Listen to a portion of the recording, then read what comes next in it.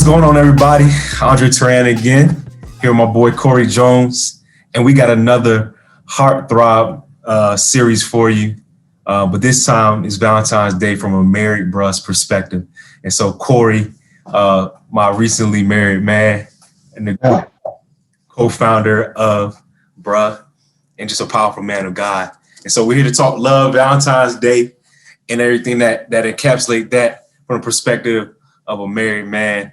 And so a married man that's also a believer. So let's get that straight right away. So for starters, Corey, how do you look at Valentine's Day now that you're married, maybe compare it to the years past? To be honest, man, like what I've had to learn is like every day is love day, right? It's every day is a day to show some kind of appreciation and love to my wife. As far as the holiday itself, it's different because it's in covenant now, you know. Yeah.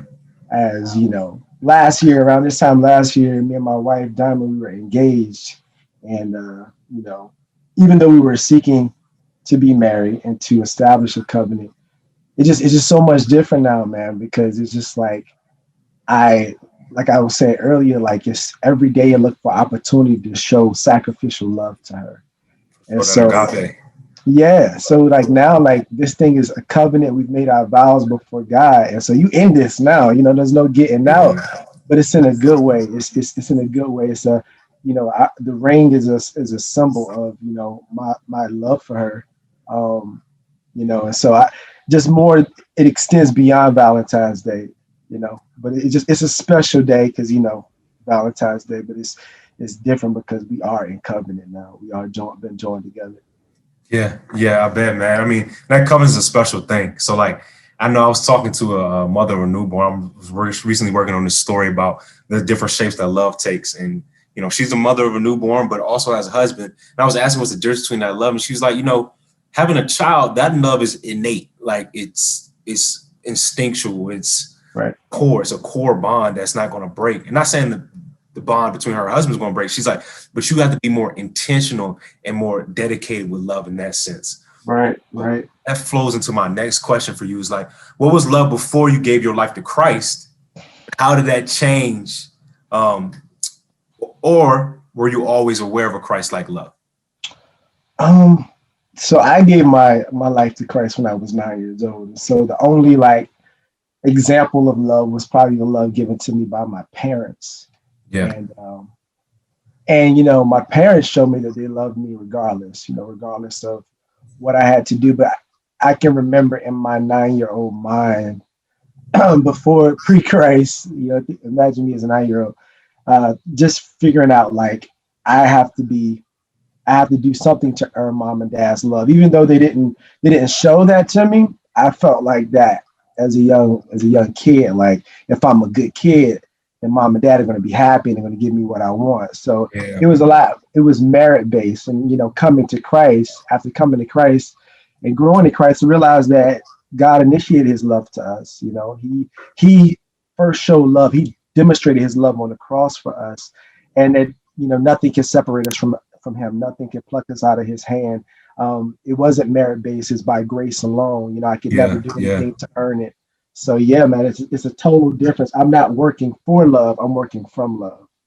I get that. And as a husband now who's supposed to be Christ to the household, now you got to express that. And we could do a whole talk on what it's like to be the authority in your household as a believer and a man, and now you got to extend that grace to your wife. So even times where like she might not be reciprocating, or times where it get tough, you got Christ in that situation where it's like, yeah, but I gotta love you in spite of. And so I mean, that's a whole hour on that probably. Yeah, we got to do that another time. We got to definitely put a pin in that. Most definitely. Okay, so next thing, man. From this position in life now as a married man, how do you approach this holiday from a biblical perspective? I know you touched on it a little bit, so let's combine it with another question.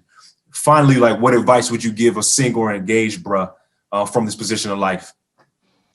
I would encourage if single men and, you know, engaged men is to get into the habit of studying the life of Christ and learning what it takes to be a servant leader. You know, what it takes to think of yourself last, because that's what marriage is all about. And find joy in that. I find joy in serving my wife. I find joy in serving my son. And a lot of times she's like, "Oh no, you eat first." I'm like, "No, no, no. I want to make sure you guys are good, Yeah. because that is what we're called to do, as you said before. Like we're called to be Christ. And think about Christ, what he did with the disciples. He washed their feet. He was a great model of servant leadership, and that's what he calls us to be. Now, are we going to do that perfectly? No. That's why we need the Holy Spirit to help us do that, because there's a war within yourself, because you feel like you deserve that, but it's an upside down kingdom, in the sense of Christ came to promote. He came to serve us. He did that. He initiated his love. He served us. He gave us all for us, and he causes us to do the same thing. But so I would encourage men, single, engaged, like, get used to doing that and finding joy in that. It doesn't always feel good putting yourself last, but the more and more you practice selfless love, the more and more it becomes a habit. You don't mind doing it, and you find joy in it. And that's the joy. That's the joy of Christ. Yeah, and I know a lot of people think that's crazy because, it is upside down kingdom from the world's perspective. Selfless love is like, why would I love without getting reciprocation? Right. It's the crux of love. The crux of love is sacrificial. So you love out of sacrifice, expecting that you'll get sacrificed back. Somebody once told me, and I'm gonna end on this. Somebody once told me, you should not be looking to get 50-50 in your relationship. It shouldn't be I give 50, you give 50. It is you should give 40. No, excuse me. Woo. You should give 60 and expect 40 back. Because that means you're always sacrificing for that person, right? Right. But in the flip side, if it's true, if the covenant is true and working the way it's supposed to be, they would be giving 60 and expecting 40 back. So it all ends up being 50-50, baby. Yeah, man. It does, man. That's beautiful. That's exactly it, man. You That's empty that yourself. kingdom, man. That's that kingdom marriage. One last thing before we go, I want to one thing that might help is a resource.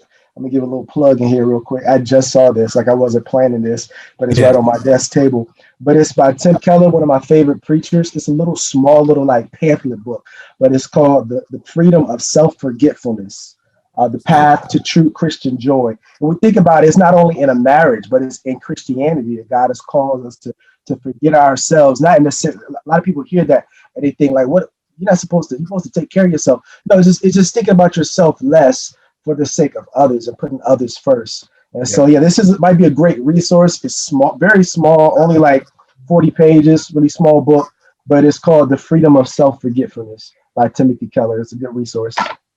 Well, my plug is done. I'm done plugging. We appreciate it, man. Perspective, bro. And I want to thank you all for watching and tuning into our Hearthrob series.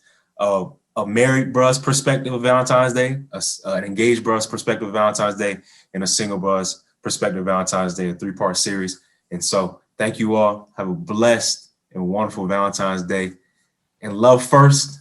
Yes. And think about yourself last. Peace. Bless.